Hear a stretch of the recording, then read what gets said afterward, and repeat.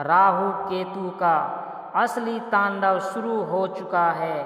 अब यह अगस्त से लेकर दिसंबर तक का समय आपकी जिंदगी में बहुत बड़ा बदलाव लेकर आने वाला है, क्योंकि हाल ही में राहु ने अपना नक्षत्र बदल लिया है। राहु जो अभी तक शतभिक्षा नक्षत्र में चल रहे थे, अब मंगल के धनिष्ठा नक्षत्र में आ विराजे हैं।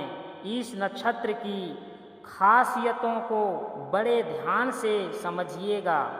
एक तो इस धनिष्ठा नक्षत्र के स्वामी ग्रह मंगल है, यानी अब राहु की ऊर्जा मंगल के ओज के साथ जुड़कर काम करने वाली है और राहु आपकी कुंडली के भाग्य स्थान में बैठे हैं।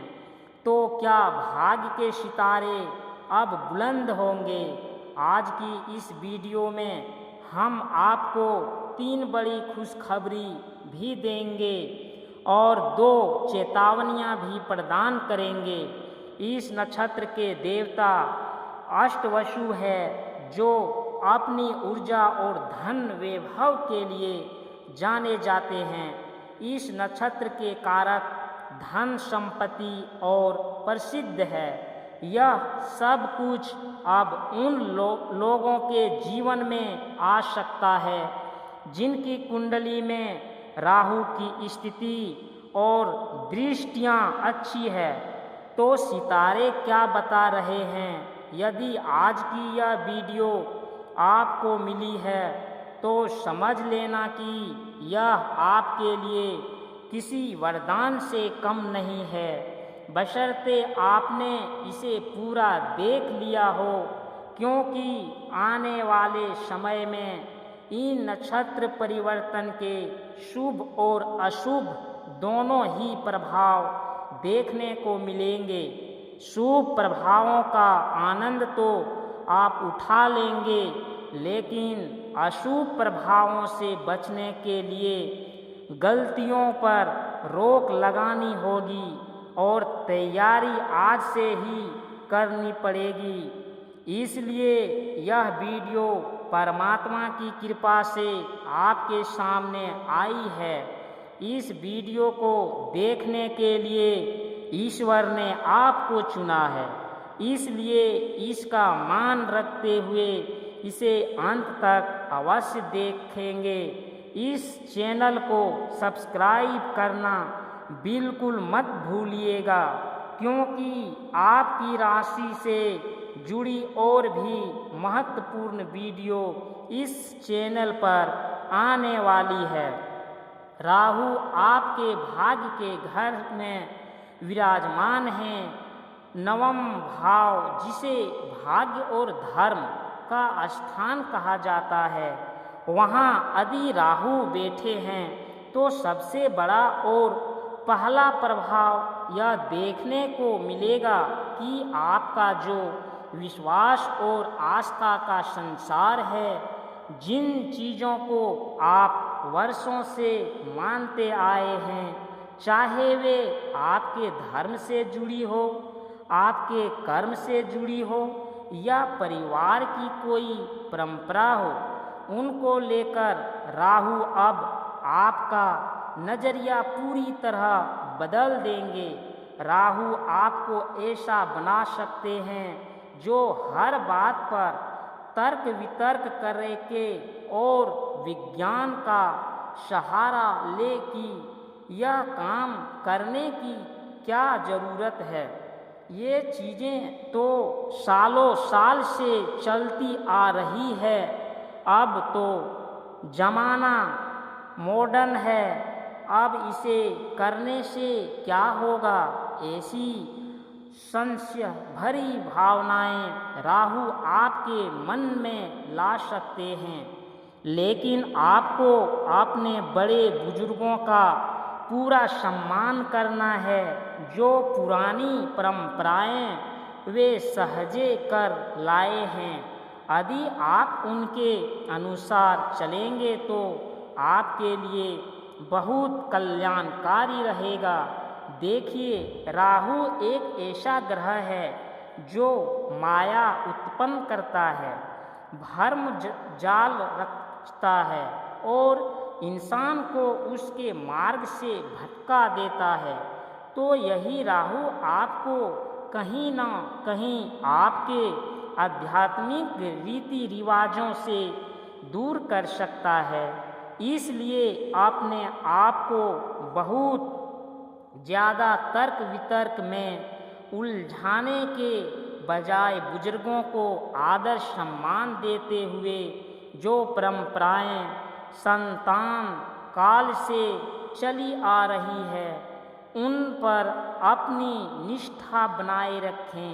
चूँकि राहु धनिष्ठा नक्षत्र में जा रहे हैं और यह मंगल का नक्षत्र है, तो जैसे कि राहु मंगल की ऊर्जा के प्रभाव में आएंगे, आपके भीतर एक अलग की प्रभाव की सोच और विचारधारा का सृजन होने लगेगा। वैसे आपके राशि स्वामी बुध है जो आपको बौद्धिक रूप से प्रखर बनाते हैं। आपकी बुद्धि तीव्र है, आप निर्णय बहुत अच्छे लेते हैं और खुद पर आपका विश्वास भी पक्का है, लेकिन अपने विचार हमेशा आपसी सहमति से ही आगे बढ़ाएंगे।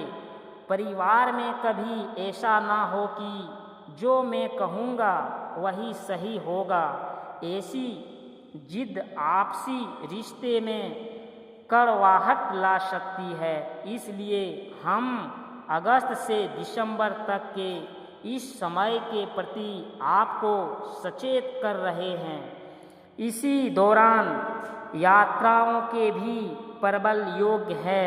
राहु के प्रभाव से आपकी कोई मंगलमय यात्रा हो सकती है, जो किसी तीर्थ स्थान या धर्म से जुड़ी यात्रा भी हो सकती है। राहु के इस नक्षत्र परिवर्तन और नवम भाव में बैठने के कारण आपको अपनी पिता के साथ किसी भी तरह के वाद विवाद या बहस से बचना चाहिए।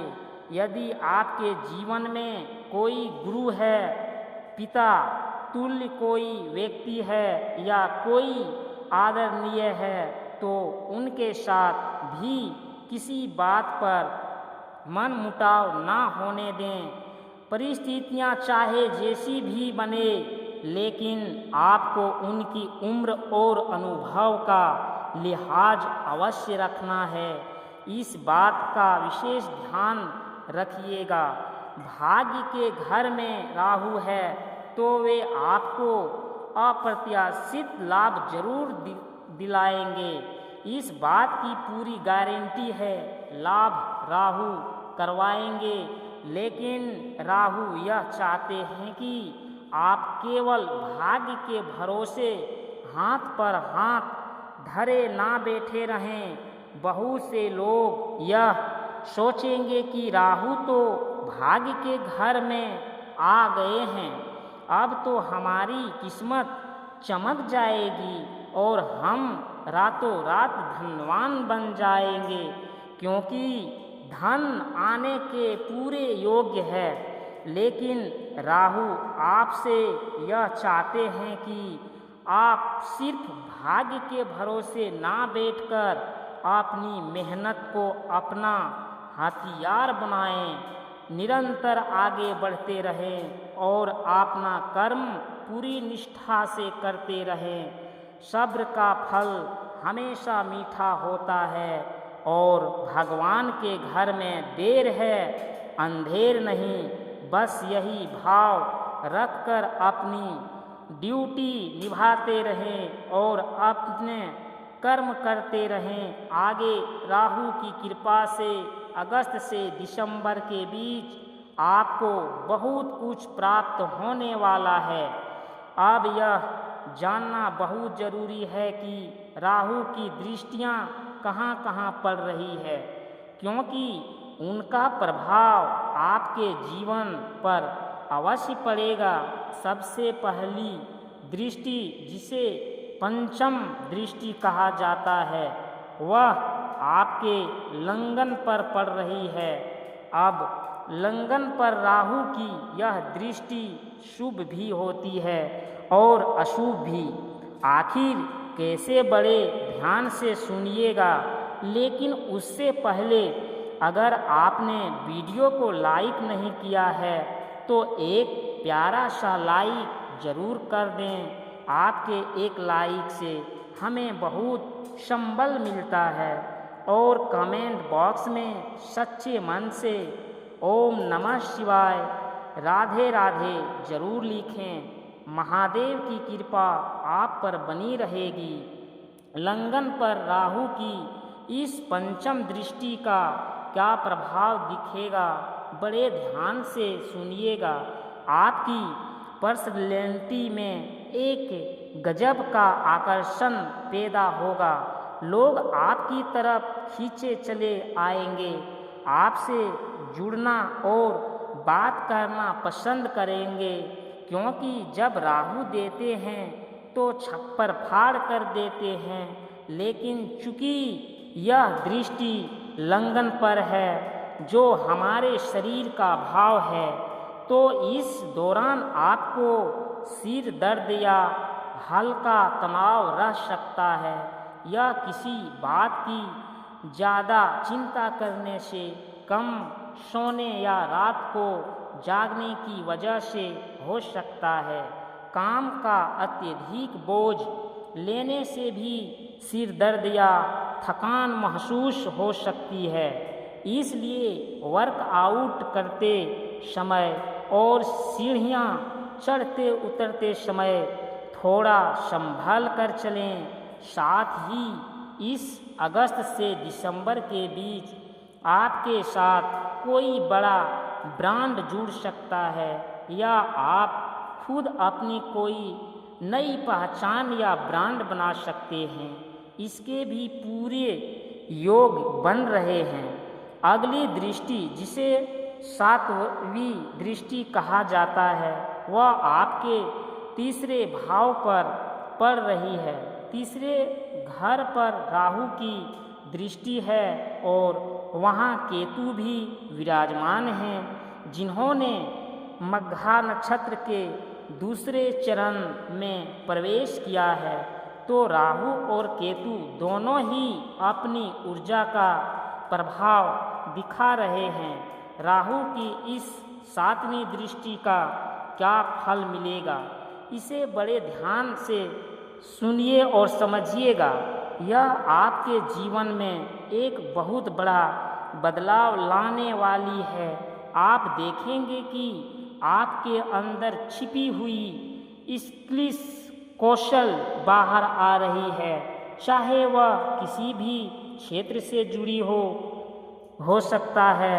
आपके भीतर कुछ ऐसी कलाएं हो जिन्हें आप यह सोचकर दबा बैठे हो कि मुझे यह सब आता है तो है, पर मैंने अपना रास्ता बदल लिया है।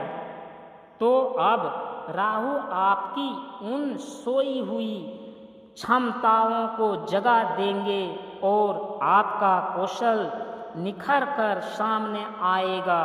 आप अपने कामों को बहुत बेहतरीन तरीके से पूरा करेंगे और लोगों के सामने प्रस्तुत करेंगे।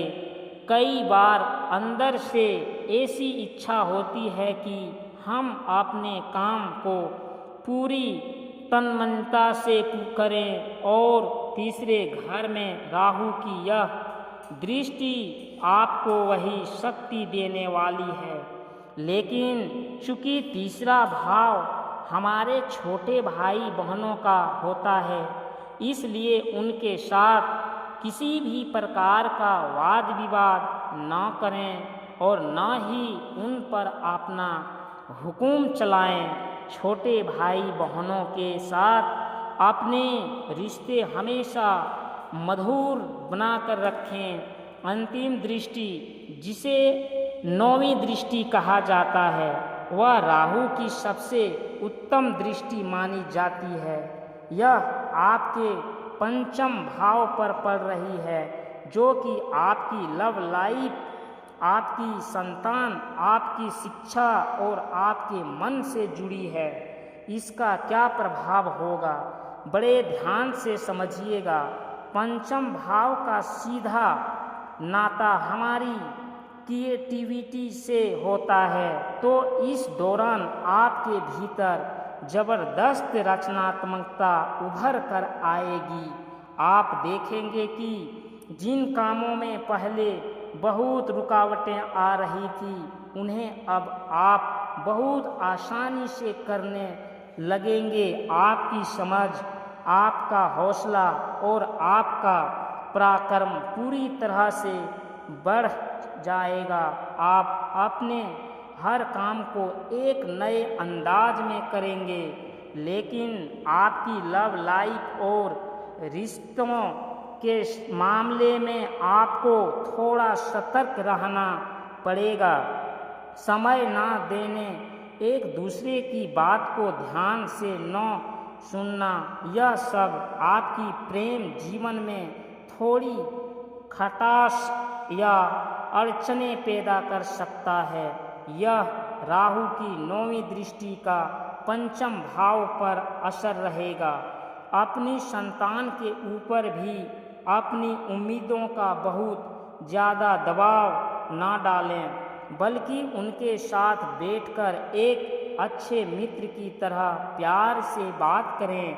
आपका दिमाग बहुत शार्प होने वाला है, इसमें कोई दो राय नहीं है। आप अपने काम नए अंदाज में करेंगे और आपकी क्रिएटिविटी भी चरम पर होगी, लेकिन अपनी लव लाइफ को थोड़ा संभाल कर चलना होगा। यही हमारी आपके लिए चेतावनी रहेगी। इसी के साथ मंगल, जो इस नक्षत्र के स्वामी हैं, आपके लग्न में बैठे हैं और लग्न पर ही राहु की 5वीं दृष्टि है, जिससे आपकी पर्सनैलिटी तो बहुत शानदार रहेगी, लेकिन मन में थोड़ा सिर दर्द या अतिरिक्त गुस्सा भी आ सकता है, क्योंकि मंगल आपको निडर बनाते हैं। राहु जहां आपको हर काम को करने में थोड़ा दुविधा में डाल रहे थे, वहीं मंगल की ऊर्जा मिलने से आपके अंदर यह साहस आ जाएगा कि मैं यह कर सकता हूँ। बस इस बात का ध्यान रखना है कि यह सहारा अहंकार या ओवर कॉन्फिडेंस में न बदल जाए। चूँकि मंगल 6ठे भाव के भी स्वामी हैं, इसीलिए वे आपके लिए बहुत अच्छा शत्रुहंता योग बनाएंगे। आपके सभी विरोधियों को शांत करेंगे और अगस्त से दिसंबर के बीच कर्ज के दल से बाहर निकालने के भी सुंदर मार्ग बनाएंगे। अंत में आपको एक बहुत प्यारा उपाय बता रहे हैं, इसे ध्यान से सुनिएगा। जो उपाय आपके जीवन में सुख शांति लाएगा वह यह है कि आपको प्रतिदिन या सप्ताह में कम से कम एक बार बेजुबान कुत्तों को भोजन जरूर करवाना चाहिए। इससे राहु की अशांत ऊर्जा शांत होती है और वे शुभ फल देने लगते हैं। तो मिथुन राशि वालों, आशा करते हैं कि यह वीडियो आपको बहुत पसंद आई होगी। इस वीडियो को लाइक ज़रूर करें और कमेंट बॉक्स में पूरे भक्ति भाव से राधे राधे हर हर महादेव अवश्य लिखें। आप सभी का बहुत बहुत धन्यवाद।